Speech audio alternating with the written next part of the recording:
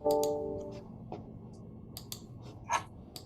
righty, ladies and gentlemen, and all who joined us, thank you for coming to Bonita Democratic Council program tonight. I'm going to be sharing a bit about the Monthly Community Roundtable that is approaching its third cycle. You'll see here, there's lots of community sponsorship that goes into this program. So I will be sharing a bit about the inspiration behind this program. I'm going to overview actually some of the content that we've covered in the previous two meetings. And then I'm going to also let you know where you can get involved and where it's headed. And first, I'm actually going to start this meeting with something that might seem kind of strange, might seem kind of silly, but it has to do with the program that I'm talking about right now. And we're going to do some breathing together. Are you guys breathing right now? Are you breathing? So everyone's always breathing, but one of the things that more and more science is proving is that we're not breathing properly. And we're not breathing enough to actually engage our brain and to actually get in touch with our own well-being. And the last community roundtable started with someone guiding us through very little, very simple breath work. And we had this thought of how radical would it be if everybody started meetings with breathing and reminding folks to take that moment, those minute or two, to make sure that you're grounded in the moment, you're present, and you're able to show up as your best self. So it makes a lot of sense to close your eyes, but you certainly don't have to. But if you could do me a favor and put one hand on your chest where you can feel your inhale and exhale, and put one hand on your belly, or if you feel more comfortable with your hands on your lap or your hands to your side, that works also. And what we're going to do is we're going to do 3 very slow, deep nasal breaths. I'll talk a little bit through it, but if you could just join and breathe with me. Go ahead and inhale slowly. We're going to inhale for 3, 2, 1, and exhale. 3, 2, 1. Inhale. 3, 2, 1. Exhale.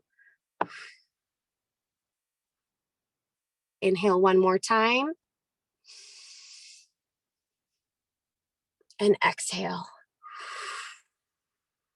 And with your eyes still closed, I want you to pay attention to where your feet are and how they're grounded into the earth below you.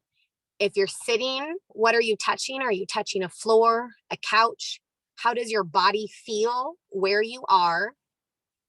And how is your mind? Is it clear and is it open? And are you ready to show up for today? Take one more deep breath. And then exhale.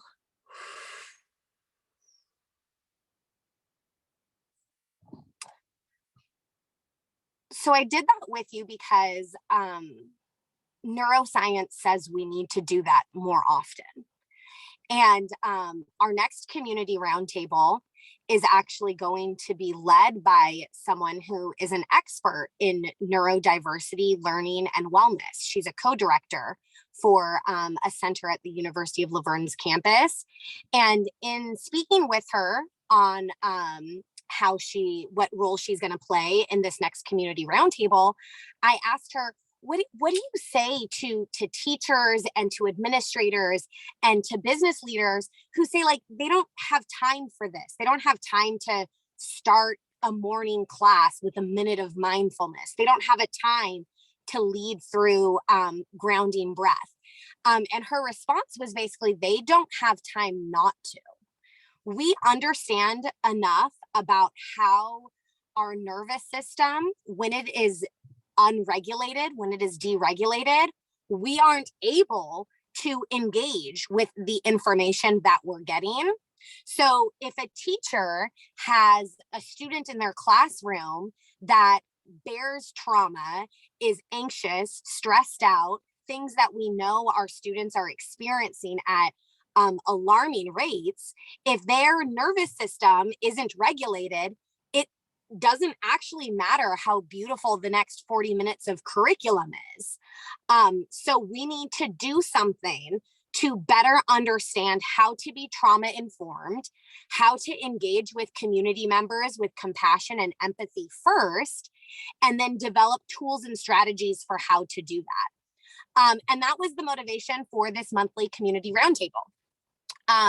My nonprofit Social Justice Advocacy Project partnered with the school district, with the Ed Foundation, with the Wellness Center at the University of La Verne, with La Verne's cultural Committee on Cultural Awareness and Social Inclusion, and with Stay Well San Dimas, to put on this trauma-informed dialogue series.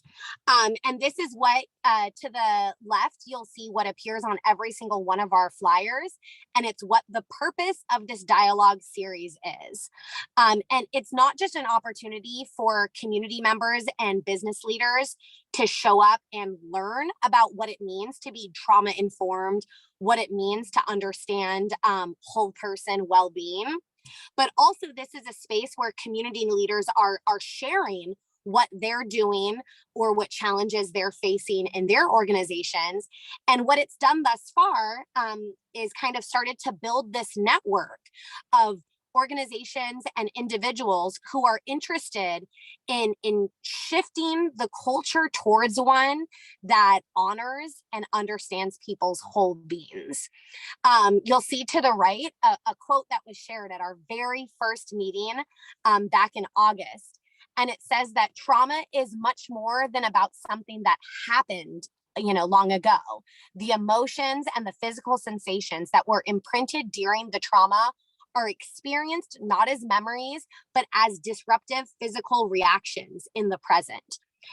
So if you want to switch to the next slide, Isabel, our first meeting was led by Monthly Project, who is a organization that's working with McKinley to become trauma informed. And what she did is she instructed, she gave a 15-minute or so presentation about ACEs and how vital it is that anybody who is interacting with young people, certainly, but really anybody who's interacting with any people needs to understand the impact that ACEs have on individuals. If you can think back to our previous programs, we've talked about systemic racism. We've talked about the social determinants of health and how we create well communities. And we cannot do that if we don't recognize that the trauma that people experience growing up impacts the healthy decisions that they make or don't make, or the way that they're able to respond to confrontation, literally the way that their brains are wired in communications today. So Kelly from Monthly Project overviewed ACEs, and we checked in as a group to see like where our organizations are and how this way of looking at people could help the organizations moving forward. And then last month, go ahead and shift to the next slide. Oh shoot, the next slide isn't that video. Okay, here's some more. She also previewed organizational changes that would need to happen for school districts, for nonprofits, for really any structural organization. If you want to support the holistic well-being of your the individuals that work for your company or your organization, as well as the clientele you serve, there's all of these different areas that you need to make sure that we're touching. And I just think that today we're not touching those. So the second month, we went to the University of La Verne and we met at the Randall Lewis Wellness Center, and the director from that wellness center, as well as the leader of spiritual life there on campus, you'll see that them leading us through the breath work that we did. But they talked about personal strategies that we can use, as well as organizational strategies we can use in order to basically shift culture. Because the truth of it is, companies are changing, businesses are changing, organizations are changing. As we came out of this pandemic, people have realized like, hey, We've been able to Zoom into meetings. Hey, I've spent more time at home. Maybe I've rearranged the way that I work my schedule. And I think that we have this like vital opportunity here to shift the way that we do things. And my hope is that it can be that we're viewing people as whole people. I don't know if you guys recall, and Isabel, I want you to chime in whenever you can, because Isabel was at both of these meetings. But one of the things that we talked about at this meeting was that when we first came back to meeting to in person with some organizations, what was it like the first time someone said, "Hey, how you doing?" Did you actually answer with like how you're doing when you just went through a 1.5-year pandemic and are still navigating those waters? Or did you stick to your routine? I'm fine, right? I'm blessed and highly favored. I'm all good, right? And we have become, as a society, I believe, machines that go through the motions of what we think we're supposed to do in our roles, right? This is what my job is. This is what I am as a mom. This is what I am as all the things that I list.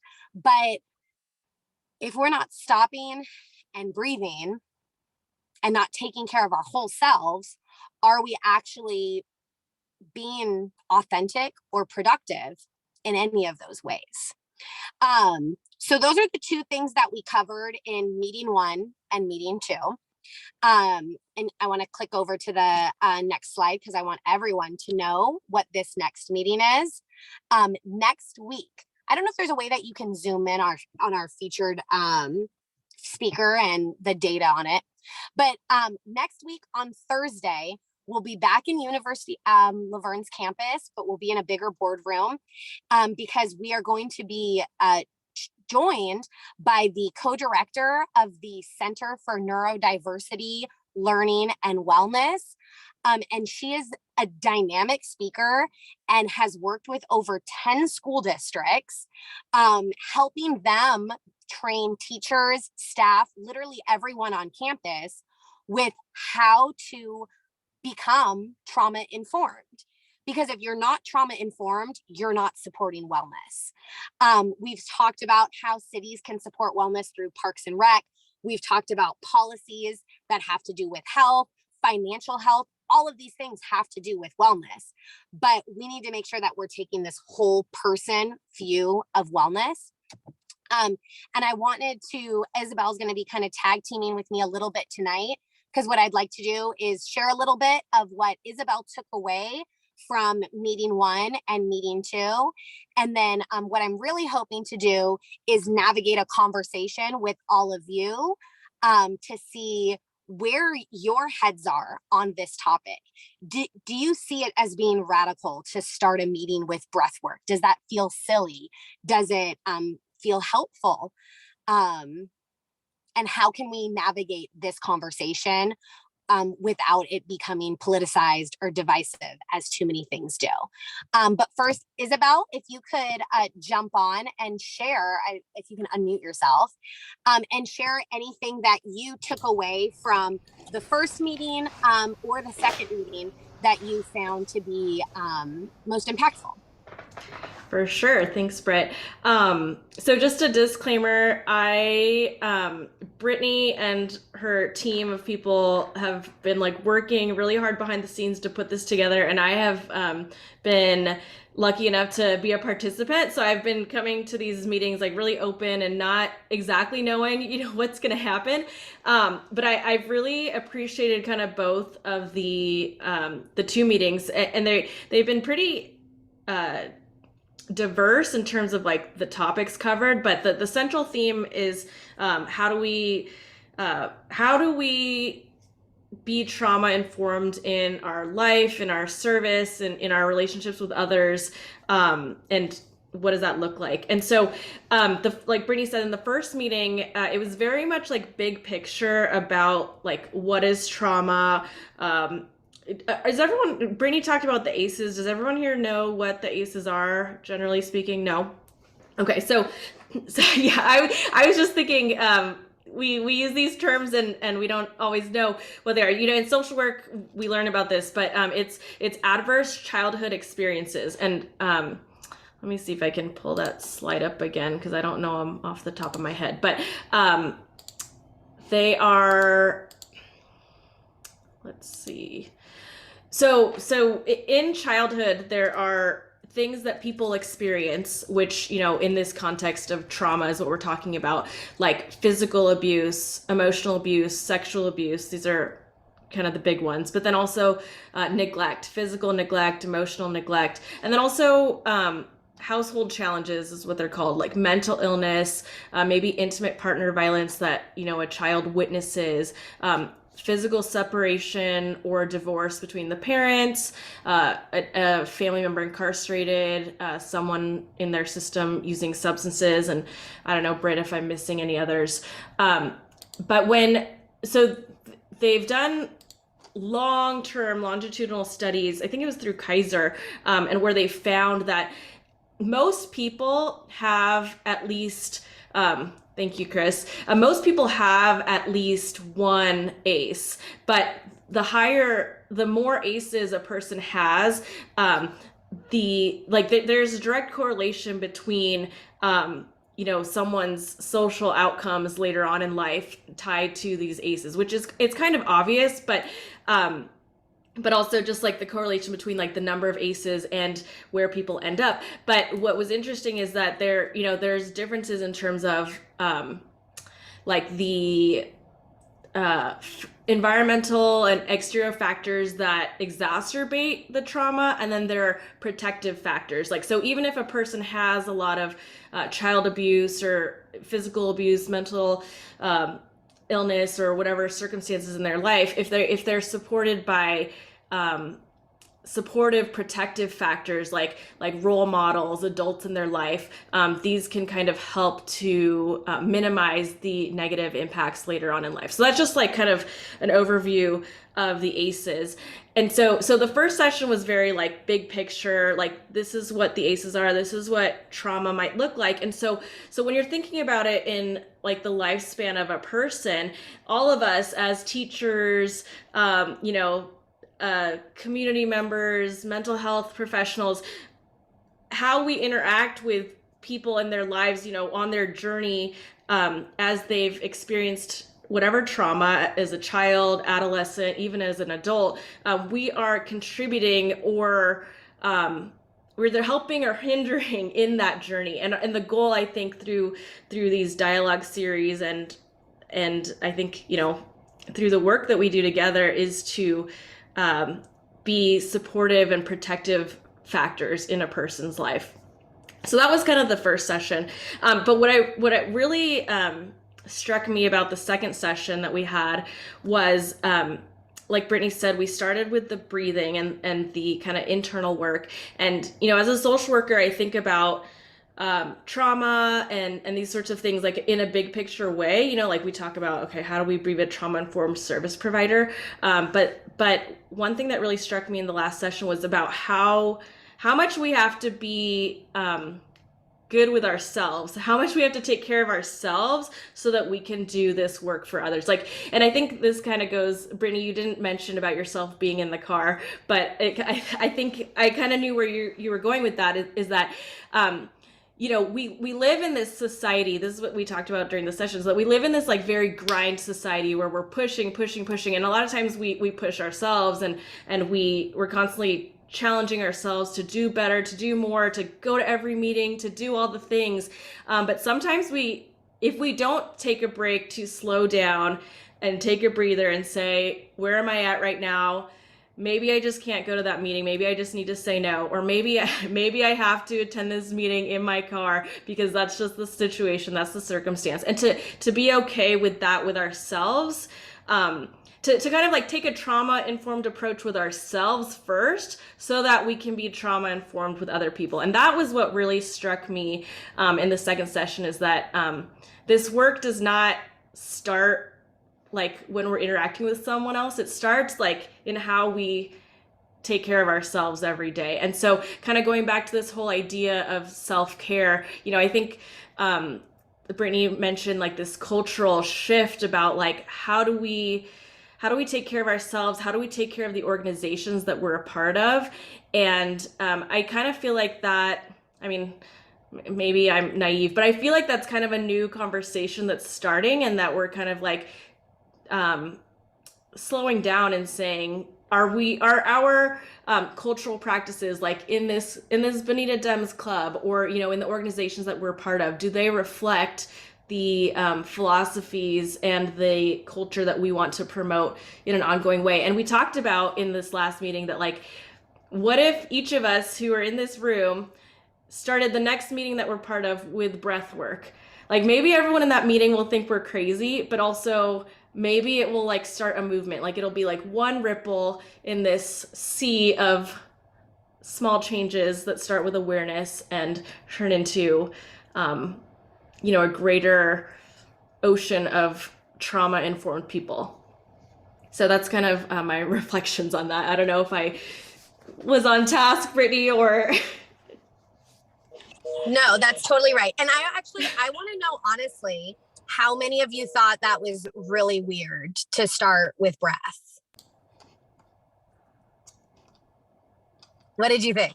Well, I didn't. I've been to so many meetings over the past few years where starting with breaths with music, maybe some yoga is not unusual, and it's incredibly helpful. So I think it's a great idea.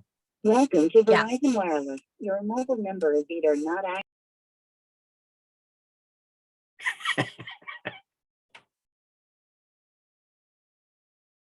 This is interesting, really wild.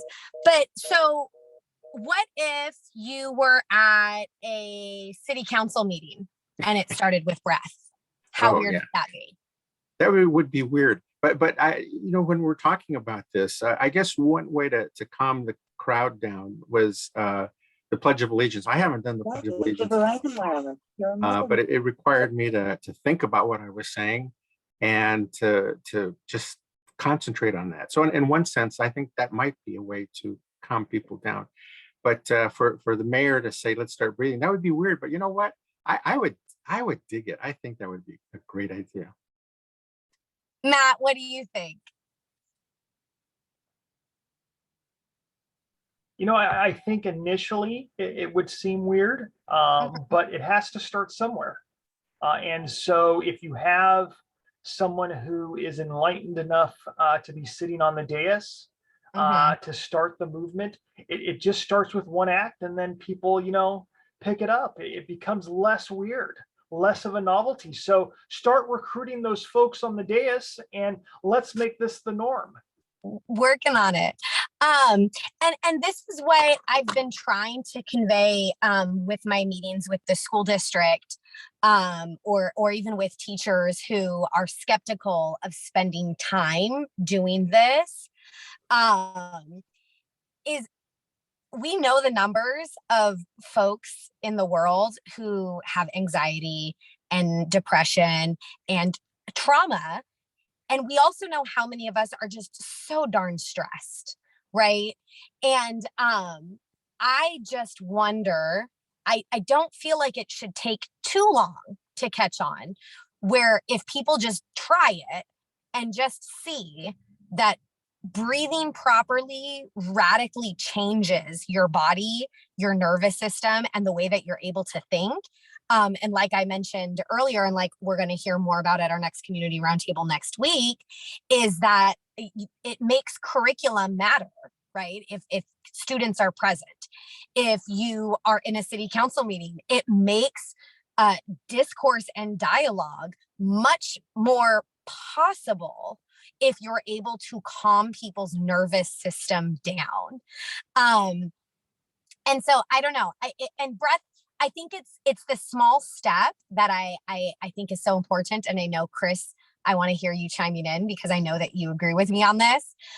It's such a small, simple thing because like you're breathing, right? That's not a big thing for me to ask you to do, to breathe, right? And so I think that it could be this very small revolutionary thing. And that's what we heard at the first community roundtable, was that that's one practice that this trauma-informed specialist recommends to any organization that she consults, is to start every meeting with breath work. And beyond that, I guess I should have done this also, maybe I'll do it next meeting, is a meaningful check-in, right? You, 12 or 15 folks who have joined me today, you are not robots or machines. You are actual people. And should we not care what your check-in is? How much more seen would it make you feel if we were to take a turn and say, like, what is one word of how you're feeling? Can you do that with me right now? We're going to do something else weird, right?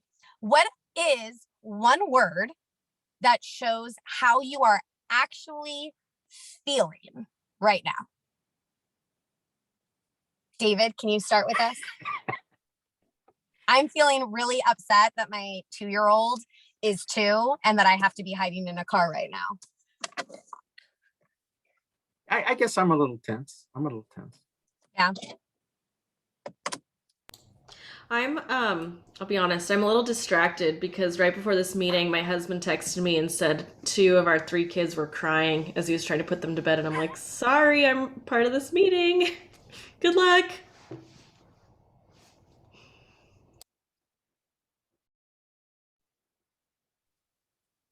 Who else? Hi, everybody. Who else can I'm share? kind of newer to the group, but I come from a human services background, and that actually was something we used to do in our undergrad program. Is we start the class with one word of how we felt.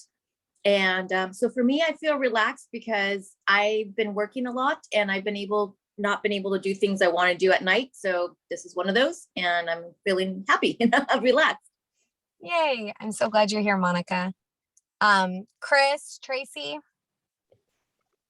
Yeah, I'm feeling somewhat privileged, and the word that popped out to me was "here," where especially in relation to hearing the stories about the kids where we've had a decent day, and even though my wife is out of town right now, my kids are on their own, handling themselves. We've all had dinner. I'm distraction free. I'm digging the conversation. So to be able to be present here is a privilege that I'm willing and able to acknowledge, where I don't have those distractions right now. And I'm lucky to be present right now.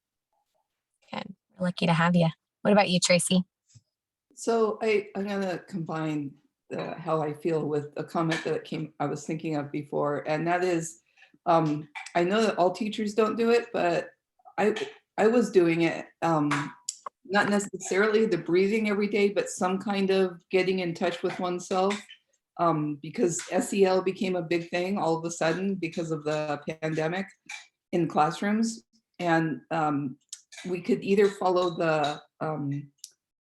the script that we were given, or what I chose to do is really work with my kids and do things like breathing exercises or stuff like that.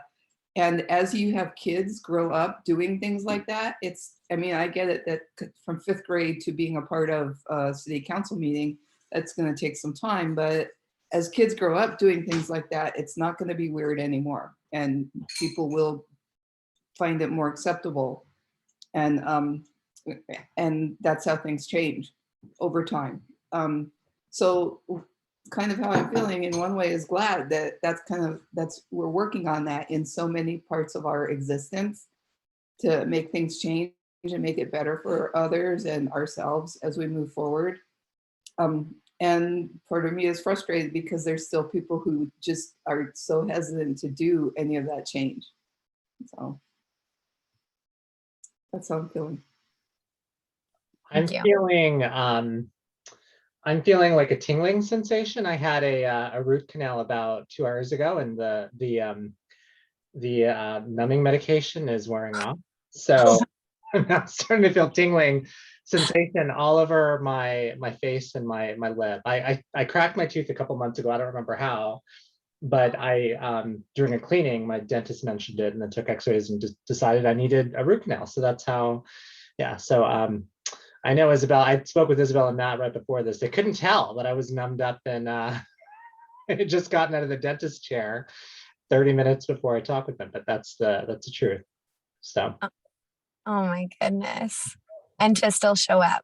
That's Yeah, great. well, yeah, of course. I wanted to be here, and it's nice to connect with community, even if you are lacking sensation in your. And by the way, I've been having some internet issues, so I'm going off a video just so I can improve the audio, because for whatever reason you keep breaking up. So I've noticed that does help improve, but I'm not ignoring you. I'm just trying to make my bandwidth a little bit better. So. Well, thanks for being here, Eric.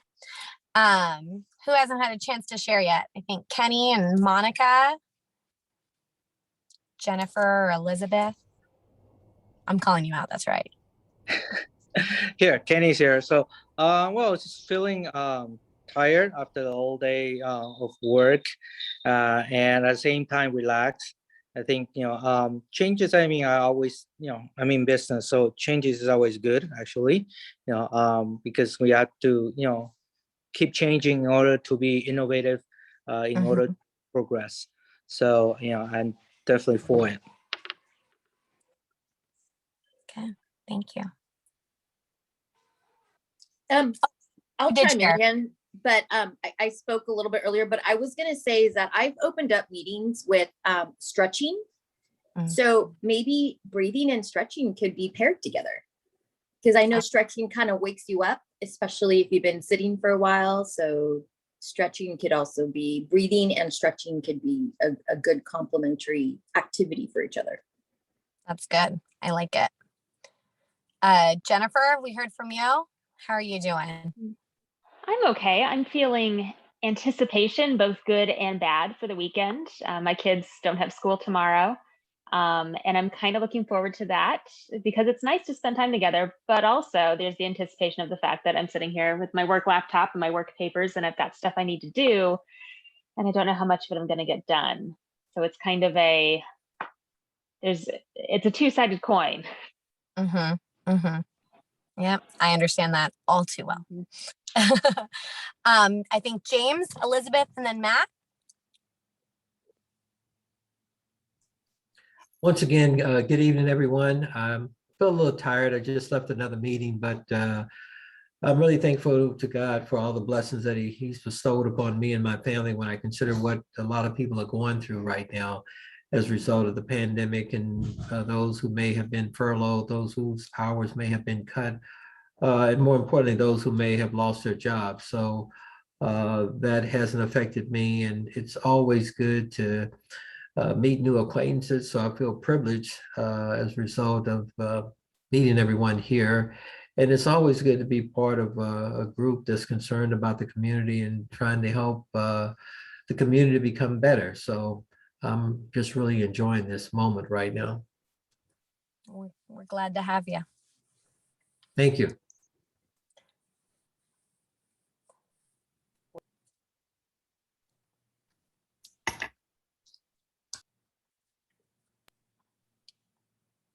Can you hear me now? Okay. You know what? If you asked me earlier today, I probably would have said overscheduled. But at this present time, I'm very thankful. I'm thankful that I'm not running this program. I'm thankful that I get to show up to these meetings for the most part, and just enjoy them, and enjoy every minute of the speakers program until we get to our general membership portion. But earlier today, I had back-to-back Zoom meetings, and you could say I'm zoomed out. But like I said, this meeting has been historically just a period of just relaxation, and just enjoying the conversation being had by this small but mighty community. Small but mighty is always how all good things have gotten done, right? So I didn't look at the clock. Did I get everyone? I'm on my phone, so I don't know if there's someone I'm missing still. Anyone else? Okay. I'm so thankful for you all checking in. I didn't look at the clock because every time I turned on the car, weird things happened. So I don't know exactly how long that took, right? 5 minutes, 10 minutes. do we have that time to spare, right? And at these community roundtables, there's the school district there, there's nonprofits there, the Rotary's there, some of the Laverne folks are there, some city rep. Do we have that time to spare to start treating people like people? And I think about this in two different lanes, and I'm wondering what you think. But on one hand, I think, and maybe this is like grind culture, figuring out my brain. But on one hand, I think not only do we have the time to spare, but it's going to make us more productive in the long run. So it's like, not like we're actually taking time, we're actually investing time. And maybe that's true. But the truth of the matter is, even if it doesn't, right, even if the payoff isn't in better productivity, if the payoff is that people are well, then that's worth it. And especially understanding the increased rates of anxiety and depression that all people and young people are experiencing, even if there's only one person in a classroom or in a meeting that has anxiety to the point of disabling them from fully participating, and taking a collective breath and treating people as humans helps them be able to engage as a contributing member of whatever body you're talking about at that moment, then it's worth it, right? Right? Is it? So then this leads me to my next question, my most important question, is how do we engage in this conversation and make it not get politicized like everything else? Because this is being recorded, so I'm going to be special with my words. My organization, my nonprofit, is called Social Justice Advocacy Project. And those two words provoke a certain response from some people. And 2 summers back in 2020, the world shut down and me and my husband hit the ground running and tried to put out as dynamic virtual programs as we could.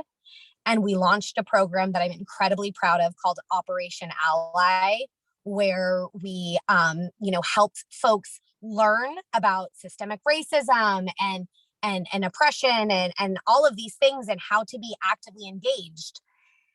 And we kept going with virtual legal clinics, and we were doing all of these things. We won the 2020 Nonprofit of the Year award from Chris Holden's office. And, it was this big year. And immediately we had to shift to wellness, because we had to shift to wellness, right? You can give all the people legal help, but if they are not well, does them winning their custody case, does them getting a restraining order, does that have the full impact it could if you aren't also spreading wellness? So our organization shifted to wellness in a lot of ways, and this community roundtable is one of them. And my being in charge of programs of the Bonita Democratic Council carries a weight. My organization being called Social Justice Advocacy Project carries a weight. And I'm very careful to not allow this community roundtable or this movement to be a politicized one.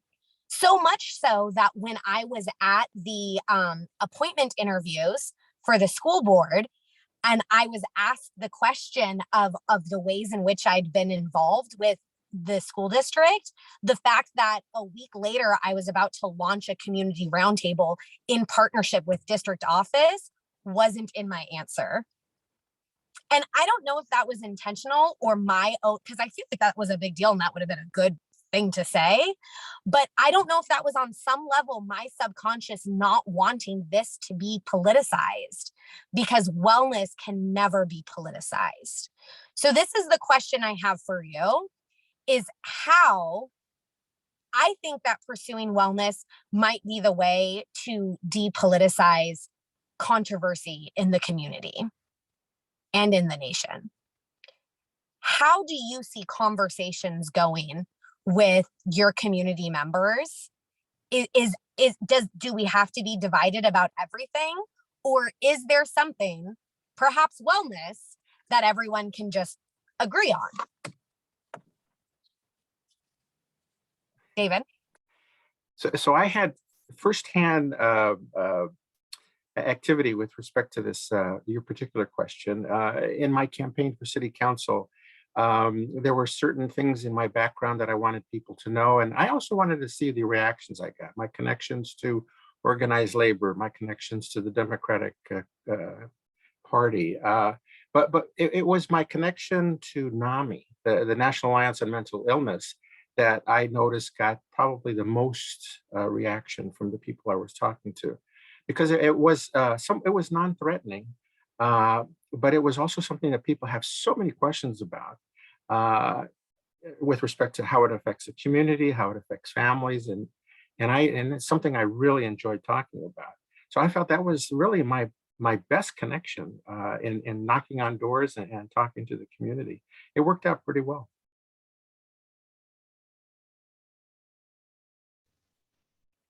Yeah, if I could chime in, where something I've been dwelling quite a lot on related to breathing is how breathing and the breathing process is also very much connected to information, where we breathe in information just as we breathe in air.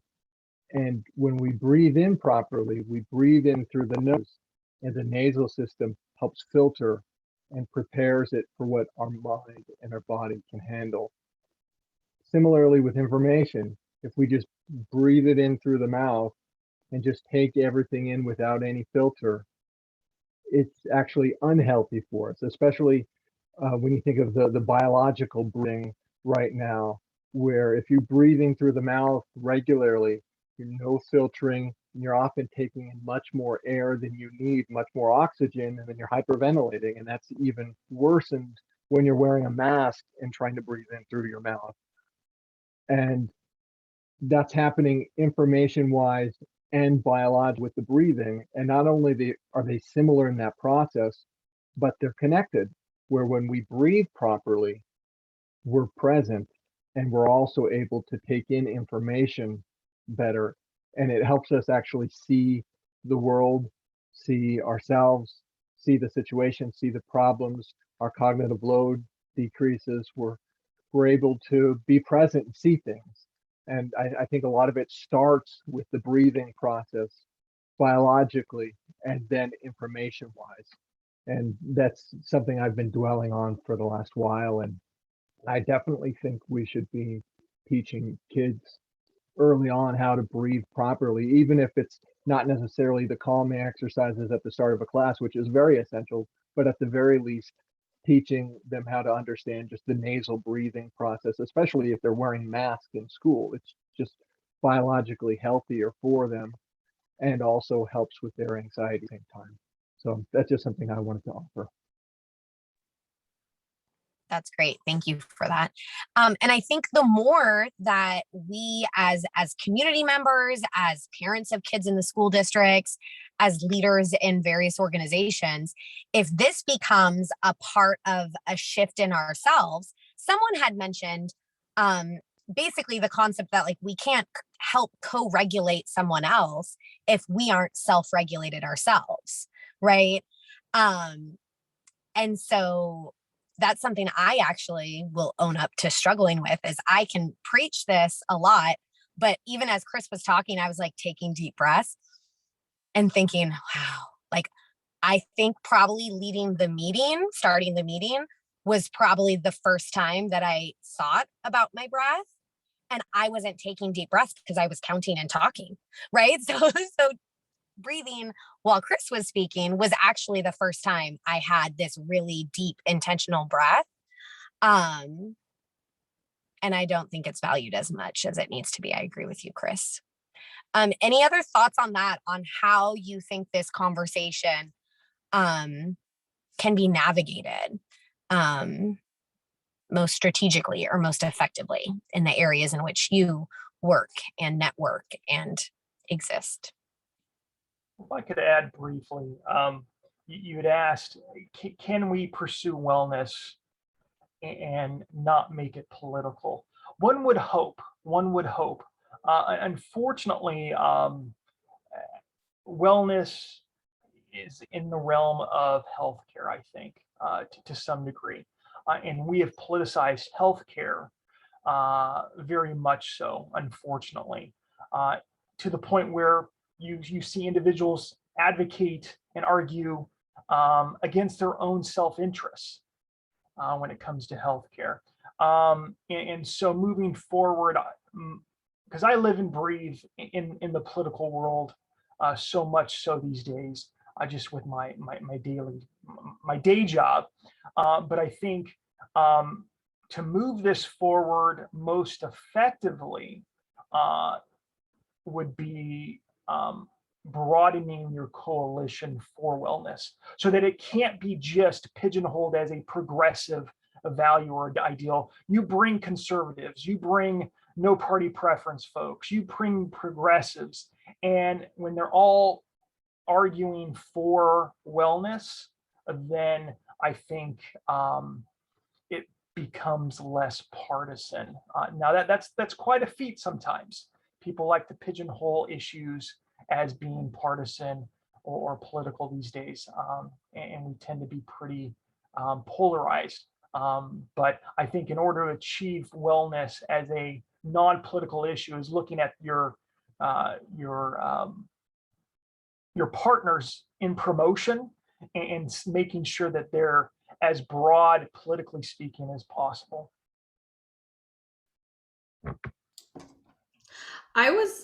If I could jump in, Matt said a lot of kind of what I was thinking.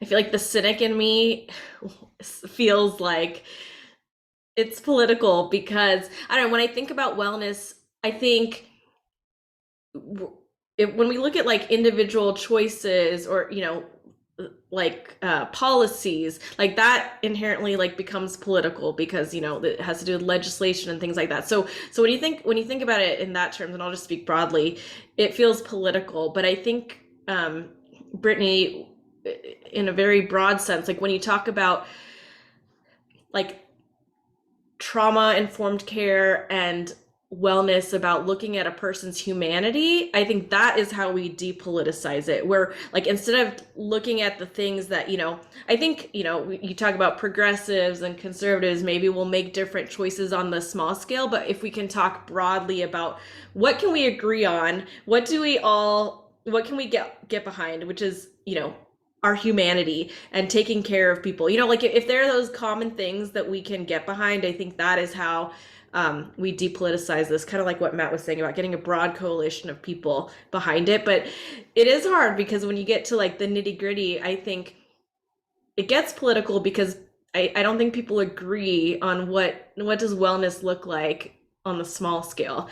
And that said, kind of, I have another question for the group, kind of based on what Matt said, is generally speaking, do we think wellness is considered a progressive value? Like when you just talk about wellness, do progressives gravitate towards that, or is it a broad spectrum thing? Because I feel like I'm like everyone should be for wellness, but then I'm like, is that just me? Like, is everyone for wellness, or is it a one-sided thing?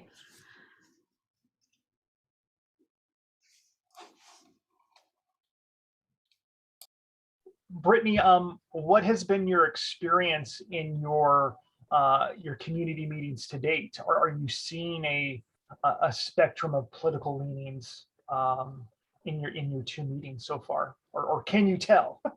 Yeah. Some of it is hard to tell.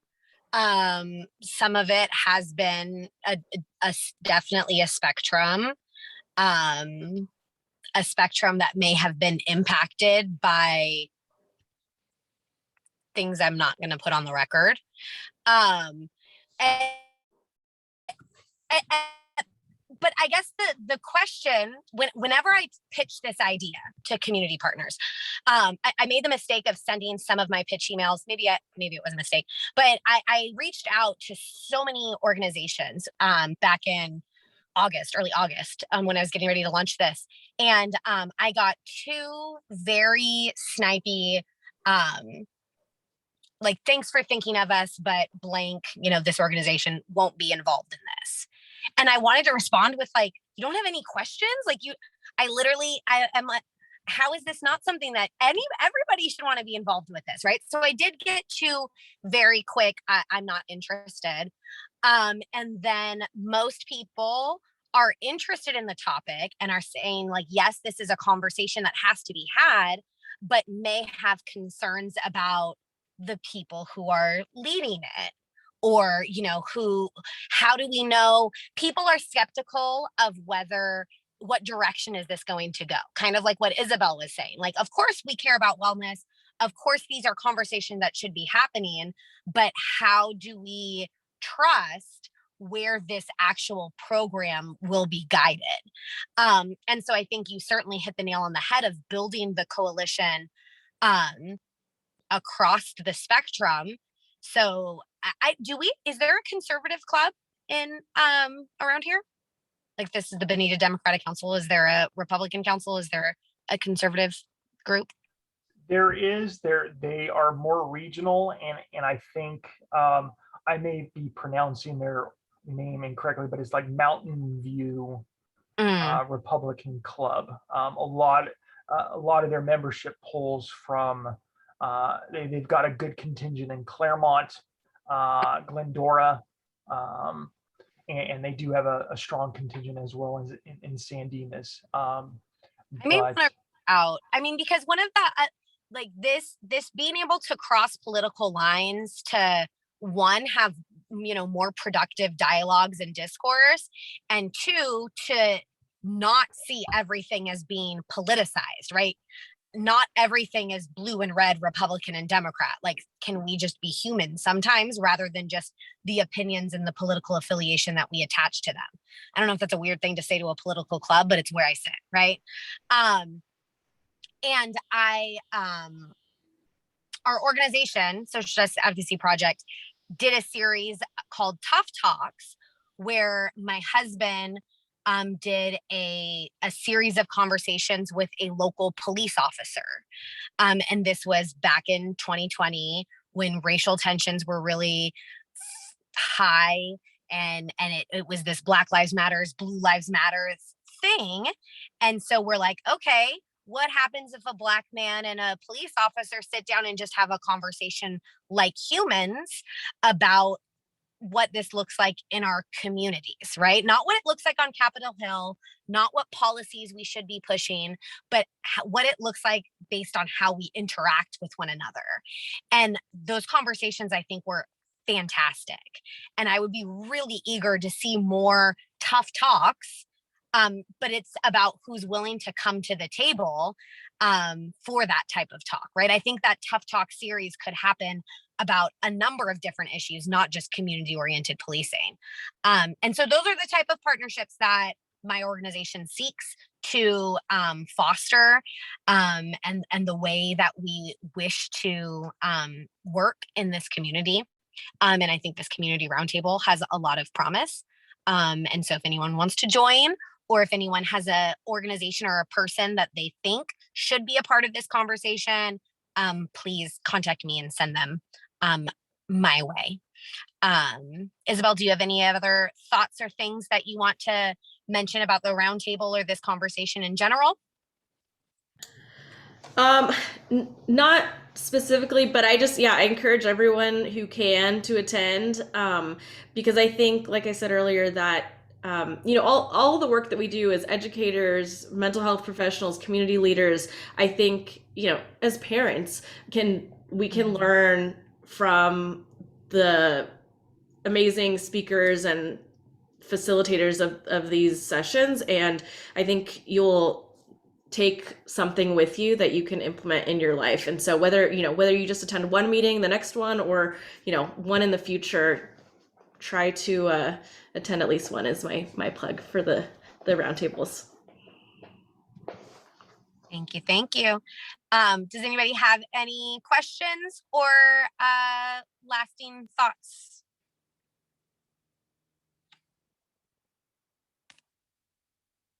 If I could say one thing, because Brittany, you kind of planted the seed for me with your Tough Talk mention. I can't speak for the entire executive board, but personally, I'd be happy to have a Tough Talk facilitated by the Social Justice Advocacy Project with our Mountain View colleagues on any topic. So if you want to be that bridge, I think we could assemble a progressive perspective from our club, and I think on any topic that you think a tough talk would be warranted, bring the conservatives together locally, and that may be an interesting program. I would love it. A program like during the meetings or aside from that? Aside from that, or during, but I think it may be an interesting community program, a blue and red make purple conversation. Mm-hmm. Blue and red, kind of like the American flag. Yes, great. I love that, Matt. Anything else? No, thank you for, again, a great program. I didn't follow the text trail enough. I thought we were talking about next month's meeting. So my overscheduled reality missed the total text purpose of that we were changing up our program tonight. But nonetheless, you came through once again. So I want to thank Brittany and Isabel for handling this like all stars. There's always something that comes up, and you transitioned to this program very well. I wouldn't have thought that this wasn't the intended program tonight. So thank you. Even with me sitting in my car, Matt? Hey, I ignored that. I ignored that background. It was all Brit. All Brit. Thank you for joining me on a perspective of seeing me as just a whole person, which means sometimes a mom hiding from my 2-year-old. And with that, I will pass it off to Matt for club business.